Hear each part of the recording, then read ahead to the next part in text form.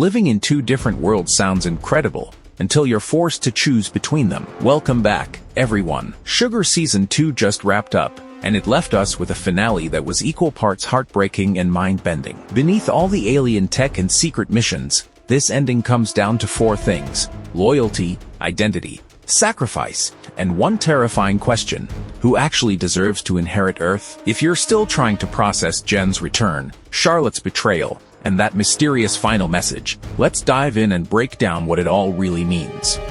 Djen is alive, and everything changes. The biggest reveal, without question, is that Djen is alive. For most of the season, both John and the audience believe she's gone, and that belief quietly shapes almost everything John does. His grief influences the cases he takes, the choices he makes, and even the darker side of himself that starts to emerge. Then suddenly, she's standing right there. It's one of those moments where everything stops. But the surprise isn't just that she's alive, it's what she's been doing this entire time. Instead of quietly observing humanity like the rest of their species was supposed to, Djen has completely abandoned that mission. She's actively trying to reshape the planet itself. That's a massive shift. Imagine being hired to simply document how a city works, but instead, you secretly start redesigning the entire city while nobody's paying attention. That's basically what Djen has been doing. She isn't watching history anymore. She's trying to write it. The real meaning of the Ealica project. Now here's where things get really interesting. At first glance, Djen's project almost looks heroic. She's developing technology capable of changing weather patterns and restoring damaged environments. Honestly, who wouldn't want that? We've spent years hearing about climate change, droughts, and extreme weather. So naturally the idea of creating rain sounds like something humanity desperately needs. But Sugar never lets anything stay that simple. Every incredible invention has another side. The same technology that can bring rain to a desert can also become a weapon. History is full of inventions that were created with good intentions before someone realized they could also be used for power. That's what makes Djen's project so unsettling. It's not the technology itself, it's who controls it. Djen's secret goal. Then comes the twist that completely changes how we understand her motives. She tells John that this project isn't actually for humans. It's for their own species. That single sentence changes everything. Suddenly, we're no longer asking whether Djen is trying to save Earth. Instead, we're asking, is she preparing Earth for someone else? That's a terrifying possibility. Maybe she's creating a future where humans no longer dominate the planet. Maybe she's building a new home for her people. Or maybe she's trying to make sure both species survive somehow. The show doesn't answer that. And honestly, I think that's intentional.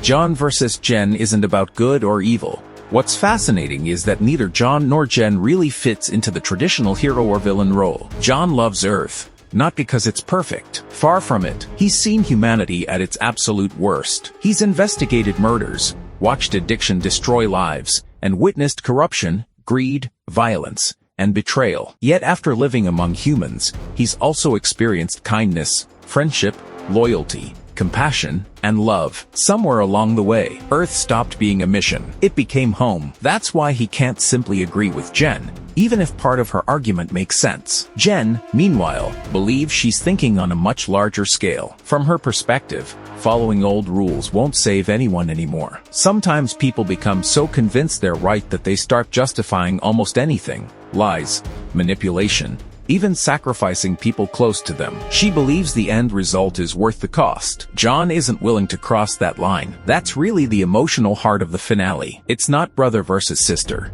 It's two completely different philosophies colliding. One believes survival justifies sacrifice. The other believes some things should never be sacrificed, no matter how important the mission becomes. Charlotte's betrayal hits hard. Then there's Charlotte. Honestly, she's one of the most complicated characters this season. For a while, it genuinely feels like she's becoming the emotional anchor John desperately needs. Their relationship seems real. There's chemistry, trust, and for the first time in a long time, John actually looks happy. Then we learn she's been watching him all along. Ouch. That betrayal hits hard. But here's why I don't think the show wants us to hate Charlotte. Right before leaving, she admits something important. Her assignment may have been fake, but her feelings weren't. That's such a bittersweet moment because it means two opposite things can be true at the same time. She deceived him, and she genuinely loved him. Life is messy like that. People aren't always entirely good or entirely bad, and Sugar leans into those gray areas constantly. Jonathan explains John's journey. Another moment I really liked comes near the end when Jonathan talks with John. It's a surprisingly quiet conversation after such a huge finale. No explosions, no giant action scene, just two people talking. Jonathan basically tells John that living among humans changes everyone. Nobody walks away unchanged. The important thing isn't avoiding change. It's making sure you don't lose yourself. I love that message because it works on two levels. It's about John as an alien, but it's also about us. We all change because of the people around us. Jobs change us. Relationships change us. Success changes us. Failure changes us. The challenge isn't stopping that. It's remembering who we are underneath all those experiences. Who sent that final message? Now let's talk about that blinking communicator, because that's probably the biggest setup for Season 3. Throughout the season, John has been sending messages into silence. Nobody answers. Then suddenly, an incoming signal appears. So who's contacting him? The obvious answer is Djen. Maybe she's ready for another conversation. Maybe she needs John's help. Or maybe she's testing whether he'll eventually join her. That's certainly possible. But honestly, I'm not convinced. I think it's more interesting if someone else survived. Imagine another member of their species has been hiding this entire time, watching, waiting, learning. Maybe they've seen exactly what Djen is building and finally decided they can't stay hidden anymore. That could introduce an entirely new perspective into the conflict. There's also another possibility. What if it's not an alien at all? What if somehow a human has discovered alien technology? That would completely change the balance of power. Humans would suddenly know they're not alone, governments would get involved, and secrets would begin falling apart. What Season 3 could look like. Speaking of Season 3, I actually hope the show doesn't abandon its detective roots. Some viewers are expecting the next season to become one giant save-the-world blockbuster. Personally, I don't think that's where Sugar works best. The show's identity has always been unusual. It's part noir detective story, part character drama, and part slow-burn science fiction. Those ingredients together are what make it feel different. If every episode suddenly became massive CGI battles and global disasters, I think it'd lose some of what makes it special. Instead, I could easily see John solving another personal mystery while the larger alien conflict quietly grows in the background. That slower storytelling style has become part of the show's DNA. Why the ending actually feels hopeful. One thing I also appreciate is that John ends the season with hope. He's been through loss. He's made decisions he isn't proud of. He's questioned who he's becoming. Yet by the finale, he's still choosing Earth. He's still choosing people. He's still choosing compassion. That's actually a pretty optimistic ending. He's not fighting because someone ordered him to.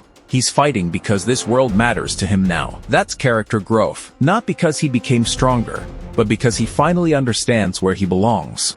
Our nerdy thoughts. So what do I think Sugar Season 2 is really about? More than aliens, more than conspiracies, more than futuristic technology. I think it's asking one simple question. When you've lived in two different worlds, which one do you choose? John chooses the flawed world full of imperfect people. Djen chooses the future she believes she can create. Neither path is easy, and that's exactly why their inevitable conflict is going to be so fascinating. Overall, I thought the finale did a great job of expanding the mythology while keeping the emotional story front and center. It didn't answer every question, and that's probably going to frustrate some viewers, but it gave us enough to keep theorizing until the next season arrives. Sometimes the best finales aren't the ones that explain everything. They're the ones that leave you staring at the screen after the credits, replaying every conversation in your head and wondering what comes next. So now I want to hear from you. Do you think Djen is actually trying to save everyone?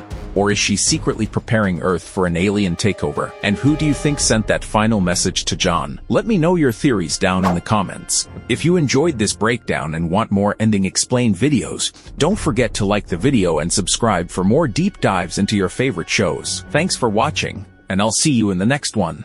No, what the heck, I'll laugh anyway.